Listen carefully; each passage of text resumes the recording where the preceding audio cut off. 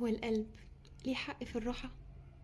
أيوة، حتى لو محدش شايف تعبك. علم النفس بيقول لما تهمل نفسك وتهمل قلبك، قلبك وعقلك بيتعبوا قبل أي حد. قال تعالى: بسم الله الرحمن الرحيم: لا يكلف الله نفسا إلا وسعها. يعني ربنا سبحانه وتعالى ما كلفكش أبدا حاجة فوق طاقتك، يعني مش مطلوب منك تتحمل حاجة فوق طاقتك. خد لحظة،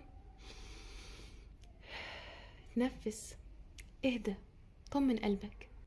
القلب المرتاح قادر يحب، قادر يعيش، قادر يدي، قادر يكمل ويستمر. انك تختار ان قلبك يبقى مرتاح ده حقك، مش رفاهية. لو كلامي ده فرق معاكي اعملي فولو واستني كل يوم رسالة نفسية جديدة تخلينا مطمئنين وهادئين وأحسن حال. السلام عليكم.